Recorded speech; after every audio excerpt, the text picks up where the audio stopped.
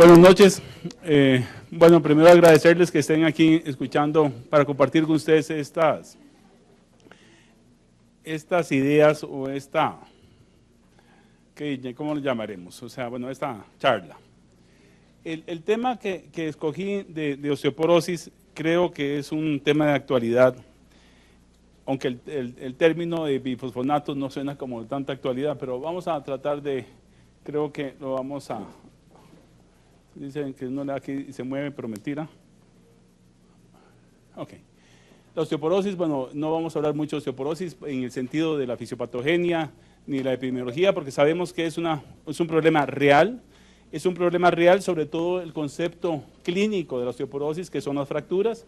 Y las fracturas, principalmente las dos fracturas que son pues las más importantes en cuanto a las fracturas osteoporóticas, que son las fracturas vertebrales y las fracturas de cadera.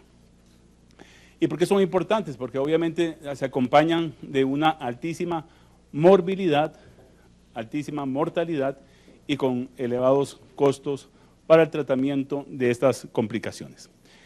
Me encontré un artículo que decía que a nivel mundial ocurren una fractura por osteoporosis cada 3 segundos. Entonces es algo realmente importante.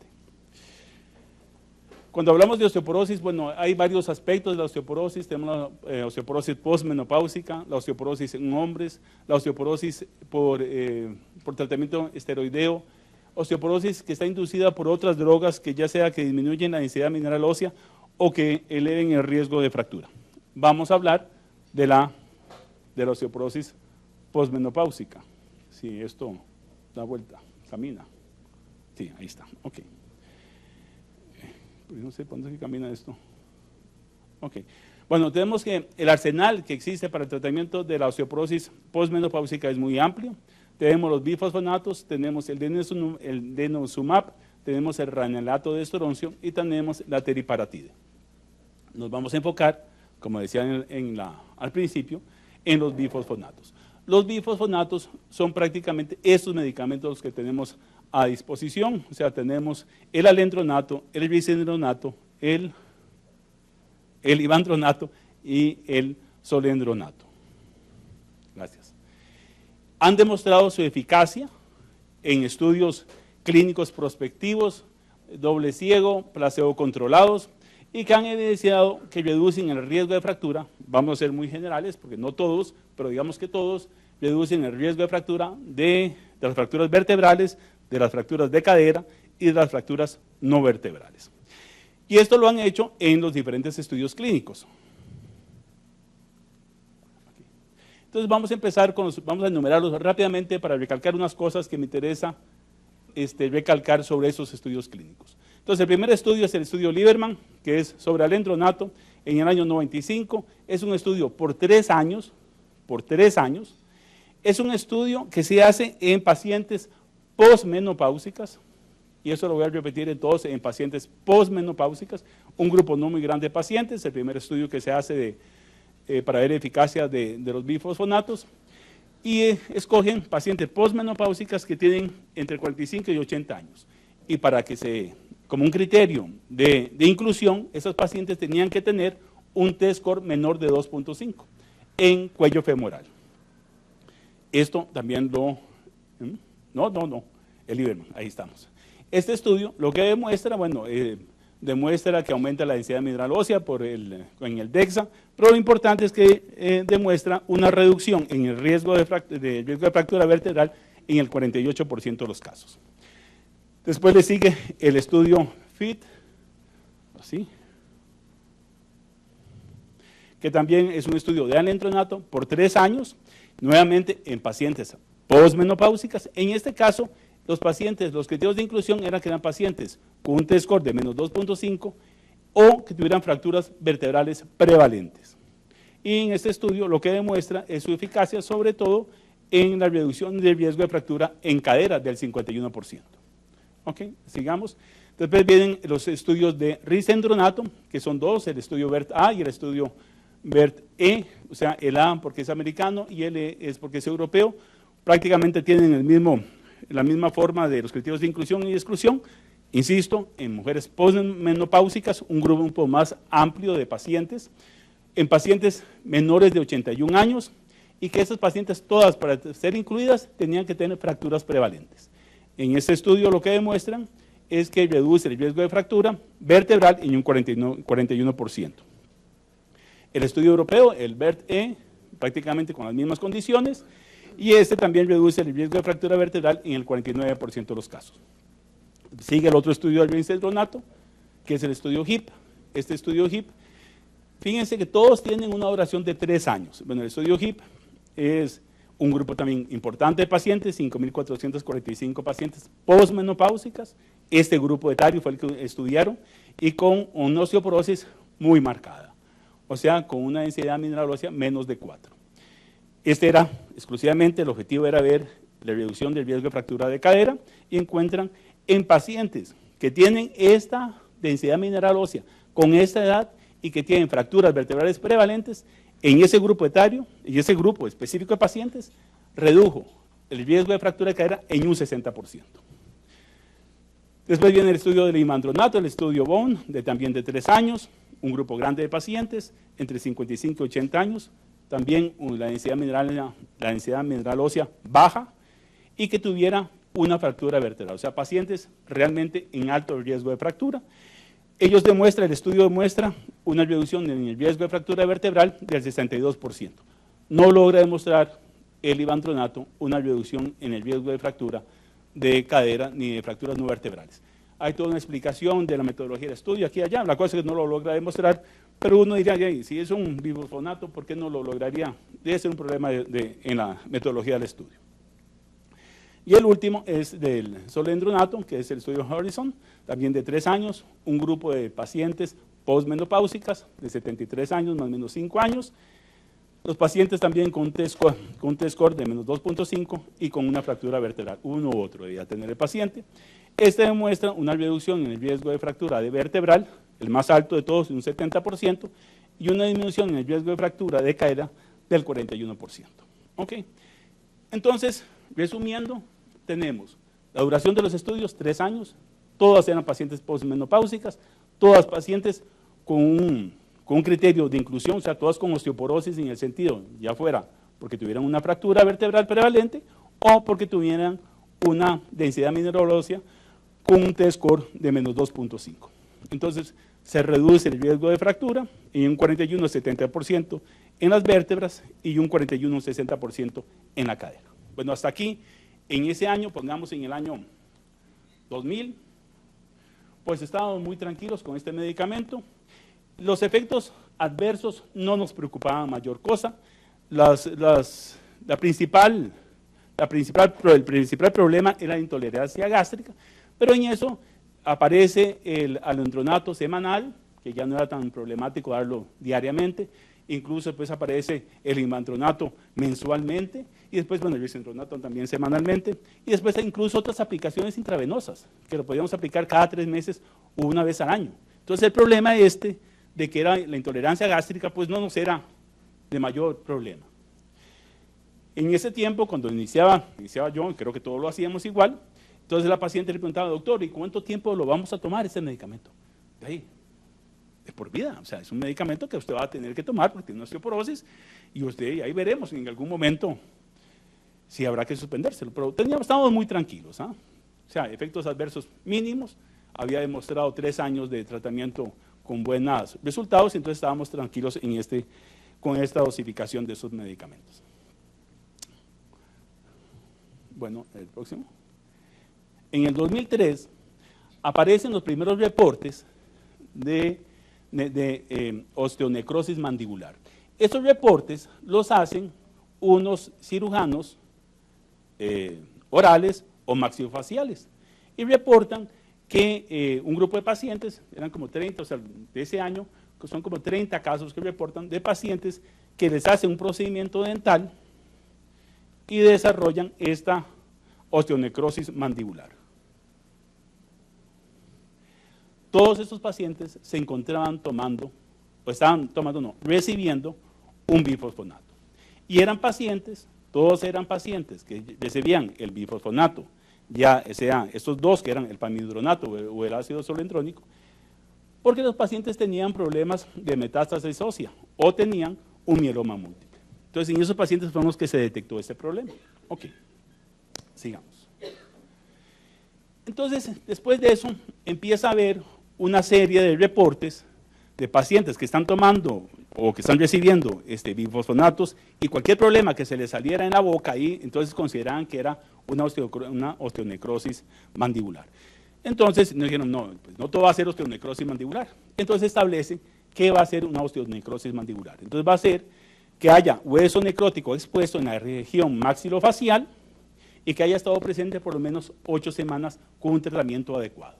Y que los pacientes obviamente tenían que haber estado recibiendo pues un agente antirresortivo potente, bueno, un agente antirresortivo, y no tener historia de radiación en la región mandibular. Entonces, esto era como se definía la osteonecrosis mandibular. Entonces, se trata de ver cuál es la patogénesis de eso, o sea, en qué es que participan los bifosfonatos. Y esto no está nada claro. No está nada claro el mecanismo patogénico, como tampoco se han reproducido en animales la osteonecrosis en pacientes, en animales que se dan bifosfonatos. Entonces hay varias propuestas, varios mecanismos propuestos. Uno es que el que estaría más en relación con el bifosfonato es que tuvieran una supresión del remodelado óseo, que fuera una infección, que hubiera una inhibición de la angiogénesis, que hubiese una toxicidad de los tejidos blandos o una disfunción inmune. O sea, la cosa es que son varios mecanismos que podrían estar interactuando entre ellos. La cosa es que no se sabe bien cuál es el mecanismo por el cual se produce este problema. Y también se asocian otra serie de factores de riesgo, o sea, que los pacientes podrían tener en el momento que hacen esta osteonecrosis mandibular. Y entre ellas es que tengan una pobre higiene oral, que tengan diabetes mellitus, que estén tomando esteroides, que estén en quimioterapia, o ya obviamente que les hagan un procedimiento dentario invasivo. Okay. Lo cierto es que la gran mayoría de los pacientes que están recibiendo bifosfonatos por osteoporosis y que desarrollan una osteonecrosis mandibular, esta generalmente es leve, es autolimitada y responde bien con el tratamiento conservador. O sea, no representa un gran problema. Y la incidencia que se establece de nuevamente la osteonecrosis mandibular con los bifosfonatos por osteoporosis anda en este rango, en 1 en 10.000 o 1 en 100.000. Realmente es una incidencia muy, muy baja y se compara, o es muy parecida a la de la población en general. El gran problema de esto es que esto recibió un gran impacto. En otra charla que yo había dado, había sacado lo que había salido en la prensa, o sea, totalmente amarillista, o sea, de osteonecrosis y casos horrorosos, o sea, con la mandíbula totalmente expuesta. Entonces esto tuvo una gran divulgación y provocó en los pacientes que estaban recibiendo el medicamento y tal vez principalmente en los odontólogos, no sé si acá habrá odontólogos, un gran miedo. Entonces ¿cómo es que se dice? Sobredimensionaron el problema. Entonces consideraron que este era el problema más importante que podían tener o el efecto más adverso, más serio que podían tener estos pacientes. Muy bien. Entonces se establecen unas recomendaciones de los pacientes que van a recibir un bifosfonato o que están recibiendo un bifosfonato. Entonces, la próxima. Entonces, lo primero es decirle al paciente, bueno, que existe este problema, que la fisiopatología no se conoce bien, o sea que no es una causa-efecto clara, para nada clara, y que la incidencia es muy, muy baja. Decirle, bueno, es 1 en 10.000, 1 en 100.000. O sea, primero explicar eso al paciente para que el paciente tenga claro este riesgo bajito que existe, pero que existe un riesgo. Siguiente. Se le debe recomendar, obviamente, tener una buena higiene bucal y tener visitas regulares con el odontólogo. Siguiente. Eso es muy importante. No es necesario un examen odontológico previo para iniciar el tratamiento. Como tampoco es necesario hacer ningún cambio en el programa de tratamiento dental que tenga el paciente. O sea, porque esté recibiendo o que vaya a recibir bifosfonatos. Adelante. Con lo que existe actualmente, realmente no habría ninguna contraindicación de que el paciente con bifosfonatos se le haga un implante dentario. Obviamente que tenga buena higiene y toda la cosa, pues no habría ninguna contraindicación. Pero sí, la siguiente, se recomienda que se haga un consentimiento informado por aquello. O sea, nunca está de más un consentimiento informado. Muy bien. La siguiente. Otra cosa es que algunos expertos han recomendado la suspensión del bifosfonato un tiempo antes y un tiempo después, antes del procedimiento dentario. La siguiente. Sin embargo, realmente no hay ningún dato, ninguna información que justifique esta conducta. O sea, que el hacer eso lleve a un mejor desenlace dental. Y después, por los mecanismos de acción que tiene el bifosfonato, que se une al hueso, el suspenderlo momentáneamente no va a cambiar la condición esquelética mandibular, o sea, esa va a ser la misma. Entonces no tiene ninguna razón de hacer de esta práctica. La siguiente. Aparentemente hay algunas publicaciones que tratan de establecer alguna relación con la duración del bifosfonato con la aparición de la osteonecrosis. Sin embargo, esta documentación no es de muy buena calidad. Entonces hay que tomarlo con cierta prudencia. La siguiente. Lo que sí es que el hecho de que exista un riesgo, aunque sea pequeño, puede ser un factor que nosotros consideremos en el momento de suspender o no suspender o de continuar con el bifosfonato, que eso es lo que vamos a seguir. Muy bien, adelante. Eso fue en el 2003 y entonces se desarrolló toda esta cosa con la osteonecrosis. En el año 2005 aparecen las primeras publicaciones de la fractura atípica del fémur y después de eso empiezan a aparecer una serie de publicaciones también al respecto. La siguiente. Hay un estudio interesante en que toman 1.800.000 personas y que de estas el 10% estaban con bifosfonatos. Entonces, de ese grupo de gente encuentran que 142 pacientes desarrollaron una fractura femoral atípica y de esos 128 estaban con bifosfonatos. Entonces uno diría, bueno, como que hay una causa-efecto bastante clara. Bueno, sigamos.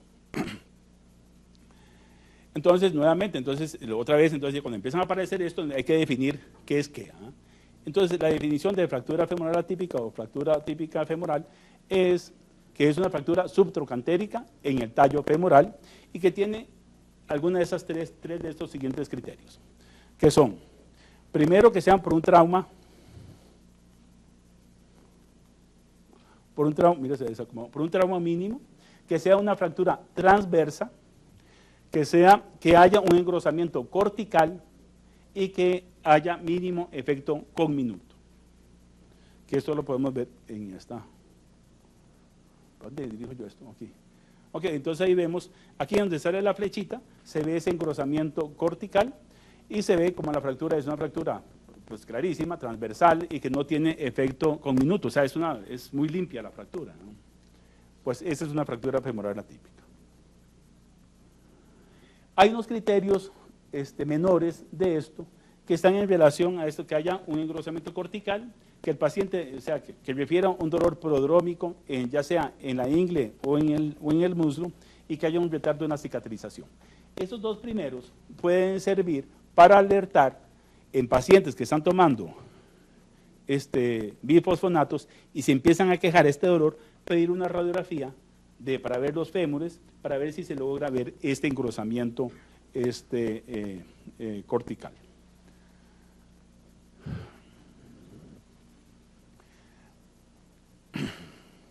Ok, entonces no era claro si había una relación clara en cuanto a la duración del medicamento y la presencia de esas fracturas femorales atípicas. Entonces se aducía que esto podría ser simplemente que eran fracturas por osteoporosis, eran pacientes osteoporóticas y simplemente era una manifestación más de osteoporosis, que eran fracturas por fragilidad, o sea, como podría ser otra fractura por osteoporosis. Entonces aparece un estudio,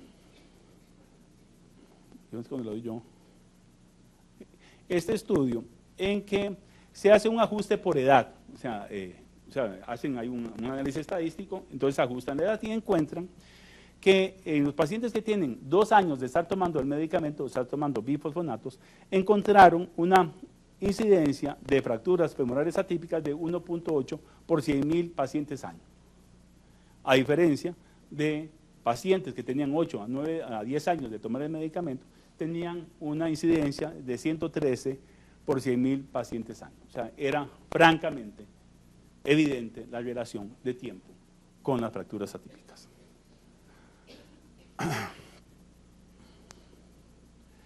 Ok, obviamente entonces hay una fuerte asociación entre el uso prolongado del bifosfonato y las fracturas femorales atípicas. Esto debe tomarse en cuenta después de que uno tiene 5 años de tratamiento con estos pacientes, que eso es lo que vamos a ver adelante. Bueno, pero la otra cosa es, bueno, entonces, qué susto que los pacientes nos vayan a preguntar de otra cosa. Entonces hay un análisis del riesgo-beneficio en los primeros 5 años de tratamiento. Y encontramos que si se tratan, que son 100.000 pacientes, se van a prevenir 175 fracturas de cadera, 1.470 fracturas vertebrales, 945 fracturas de radio, en total 2.590 fracturas. Y en ese mismo tiempo se van a producir 16 fracturas femorales atípicas. Entonces, haciéndolo así, entonces se previenen 162 fracturas de cadera, de columna y radio por una fractura femoral atípica que se produce. Entonces el balance pues se justifica, o sea, uno dice, bueno, podemos dar el tratamiento bien. El problema resulta a los 10 años. Entonces, ¿qué es lo que hay a los 10 años? Los estudios, que los vamos a ver entre un segundo, los estudios de ampliación de los bifosfonatos no analizan como primer objetivo la incidencia de fracturas. Entonces, no hay respuesta a esto. Entonces, tenemos ahí una duda, o sea, eso no se ha estudiado. Y quién sabe, porque ya no se estudió, pues ya no lo tenemos. Muy bien. ¿Sí? Hay otro estudio muy interesante en que encuentran que un porcentaje importante, muchas pacientes que tienen fracturas femorales atípicas, eran pacientes jóvenes, activas, con osteopenia, y que realmente no tenían un alto riesgo de tener una fractura de cadera clásica. Y esto debe llamar poderosamente la atención.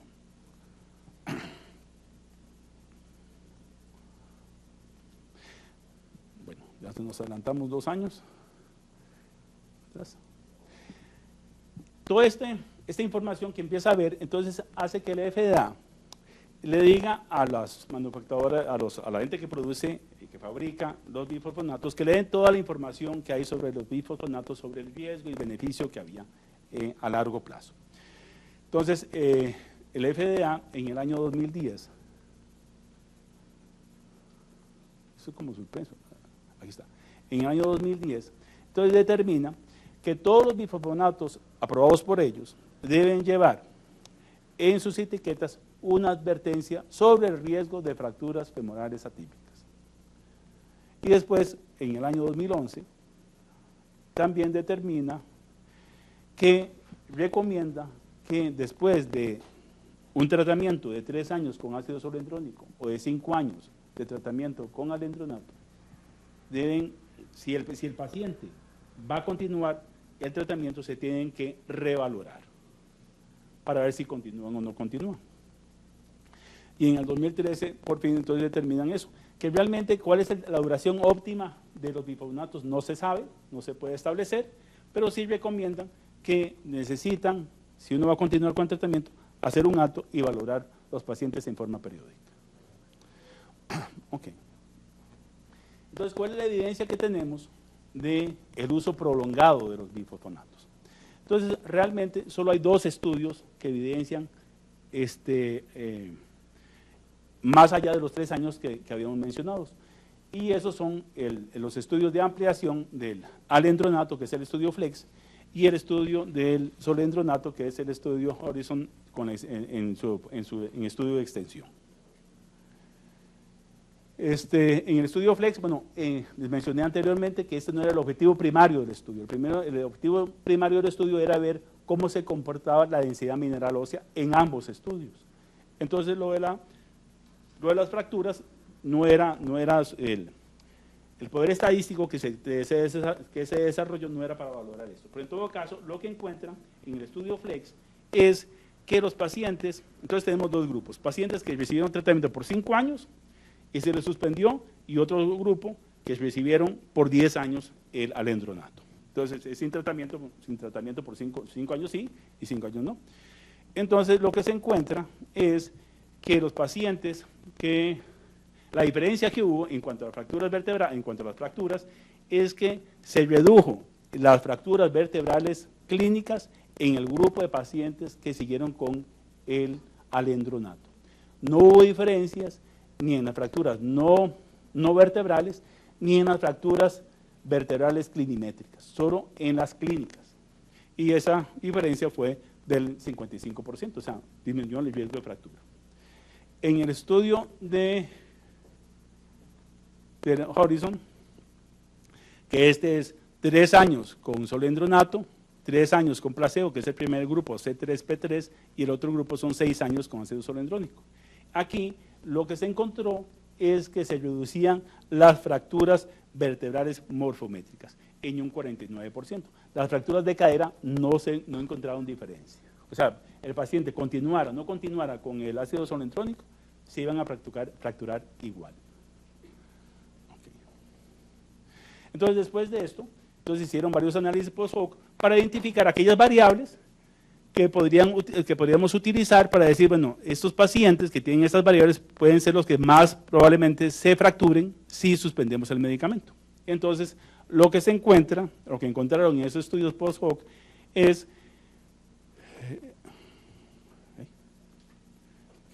que en el estudio Flex, lo que encontraron como factores pronósticos de fractura vertebral clínica, es la variable de edad en forma continua, o sea, mayor edad, mayor riesgo, y el otro es los percentilos más bajos de densidad mineral ósea, o sea, entre más bajo el T-score y mayor edad, pues esos eran los pacientes que podrían tener más riesgo de fracturarse si uno le suspendía el alendronato.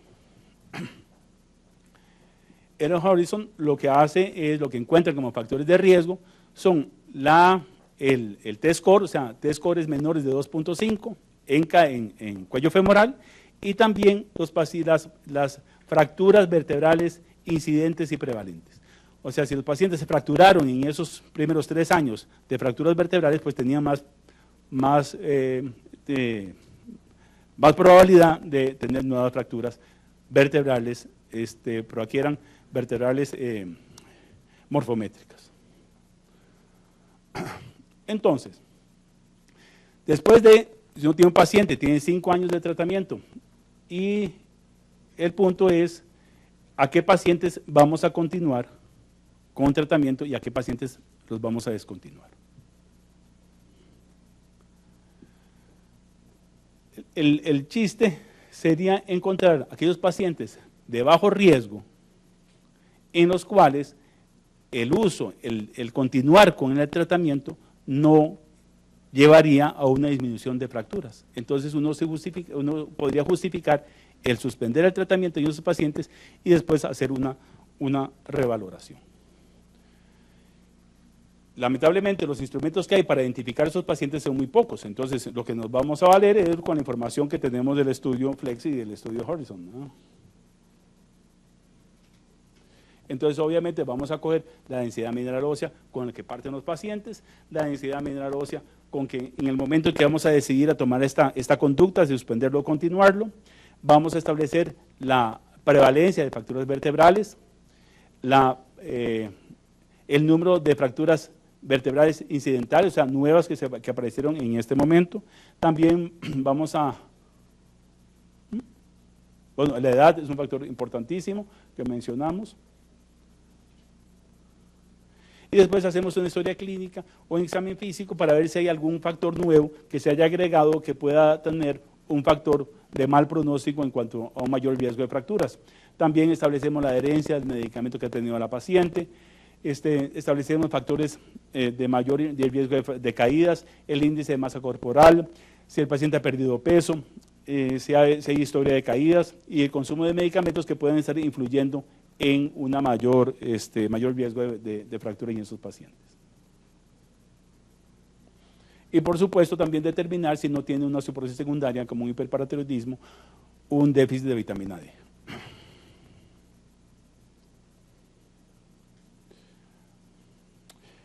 Ok, entonces decidimos que a este paciente es un paciente con bajo riesgo de fracturas, y decidimos suspender el medicamento. Entonces ese paciente lo deberíamos de seguir cada 2 o 3 años y ese paciente continuaría en suspensión, en este holiday drug, si el paciente se mantiene estable con una densidad mineral ósea estable. Y estable vamos a entender que no baje a menos de 2.5, sobre todo de cuello femoral, o que no se presente ningún otro factor que aumente el riesgo de fractura. O sea, si el paciente se fractura, pues obviamente no es un paciente para continuarlo en suspensión de medicamento. Ok. Bueno, entonces tenemos que el paciente lo continuamos cada 2 años y si el paciente no tiene nada de eso, pues lo seguimos en suspensión del medicamento. Por el contrario, si el paciente presenta alguna de estas complicaciones, que bajó más la densidad mineral ósea, que tuvo una fractura, entonces cabe la posibilidad de hacer varias cosas. O sea, continuar con el bifosfonato que tenía, cambiar el bifosfonato o cambiar de modo de acción, o sea, usar un teriparatide, denosumab o estroncio. Hay estudios de pacientes con bifosfonatos que pasan teriparatide y también con denosumab, pero realmente esta conducta, que no hay una conducta clara, o sea, que justifique qué se debe hacer en estos pacientes, sobre todo en los pacientes que suspendieron el medicamento, y que tienen una complicación. Esos pacientes no han sido estudiados, entonces será a criterio de cada quien de cómo continuar con esos pacientes. Los pacientes que consideramos que no les vamos a quitar el medicamento. Esos pacientes que tienen alto riesgo de fractura, al tiempo, muy probablemente van a seguir con alto riesgo de fractura, porque van a estar más viejos, muy probablemente la densidad mineral sigue estando baja, muy probablemente han tenido alguna otra fractura morfométrica, entonces los pacientes realmente van a seguir siendo pacientes de alto riesgo y vamos a tener que continuar con el medicamento con estos pacientes. El problema es que no hay una buena evidencia de cómo continuar, pero al fin y al cabo este es un problema que tenemos con todos los tratamientos de enfermedades crónicas, porque generalmente lo que se hace es que se hacen estudios de corta duración, 2, 3 años, 5 años, y es para recetarlos de por vida. Entonces uno no sabe qué va a pasar exactamente con ningún medicamento que uno está tratando de por vida a estos pacientes. O sea, la idea es que en algún momento tengamos métodos o algún análisis que nos permita identificar e individualizar mejor nuestros pacientes, pero por el momento la conducta que uno debería recomendar es que aquellos pacientes que tienen un alto riesgo-beneficio, o sea que tienen un bajo riesgo de tener fracturas osteoporóticas, en esos pacientes habría que suspenderles el medicamento. Y esto es algo que, como les dije al principio, que les insistía, que el tratamiento se instaura o ha demostrado eficacia en pacientes con osteoporosis, no con pacientes con osteopenia. Y lo digo porque yo recibo las solicitudes de densitometría del Hospital México y no es infrecuente que reciba solicitudes que digan paciente en osteopenia en tratamiento con alendronato. O sea, y eso no es una indicación. Esa es una indicación para aumentar el riesgo de fracturas y sobre todo si se lo mantenemos mucho tiempo, de fracturas femorales atípicas.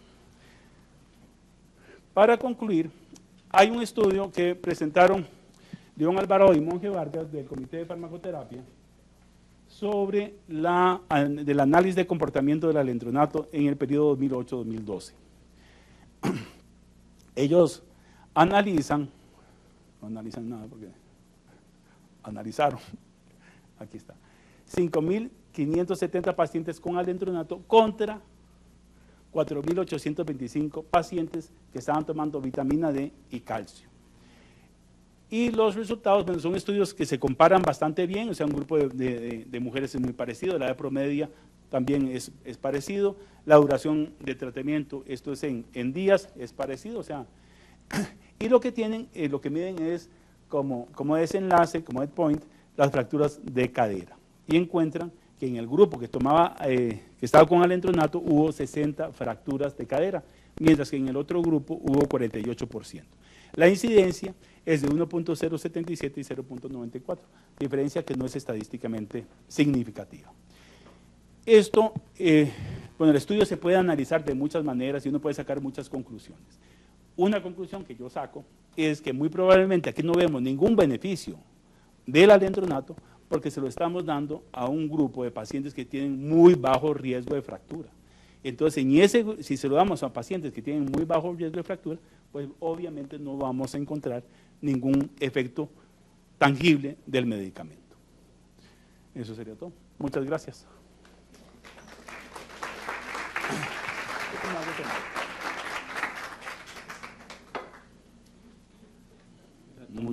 Tomo las preguntitas. Toma la pregunta. No se asusten.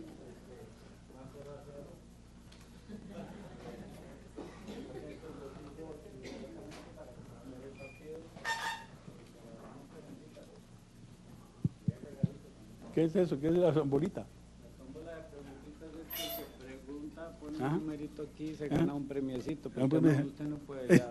Bueno, no puedo hacerme yo preguntas a mí mismo. ¿Podría? Sí.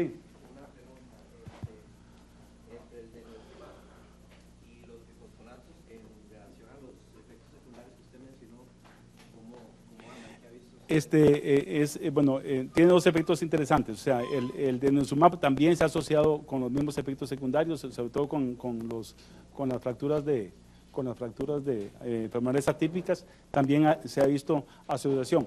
Tanto es así que no se recomienda, por ejemplo, en pacientes que tienen fracturas vertebrales, una fractura de fémur atípica, que uno dije, bueno, tengo que cambiar el medicamento.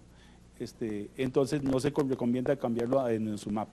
Se recomienda a cambiarlo a teriparatide porque supuestamente también el teriparatide ayuda a la cicatrización de la fractura, cosa que también no es del todo clara. Hay un estudio que sí lo demuestra y otros de que no lo demuestra tan claramente. Pero sí se asocia el denosumab, que tiene un mecanismo, es un antirresortivo, pues prácticamente con los mismos efectos secundarios.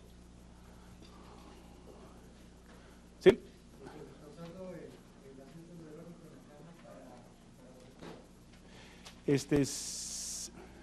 Sí y no. Sí, ¿en qué sentido? Se está usando el someta, o sea, el someta es 4 miligramos de ácido solendrónico.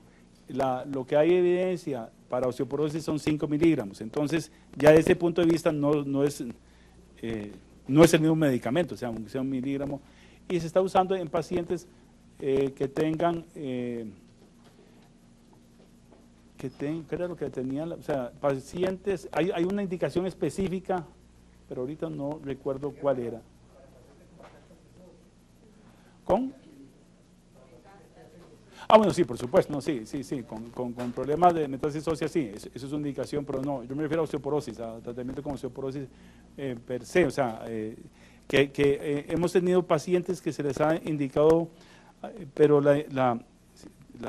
el por qué ha de ser pacientes que han tenido, que están con alendronato, que han tenido falla terapéutica en el sentido que hayan tenido más fracturas vertebrales y que tengan una gran intolerancia gástrica.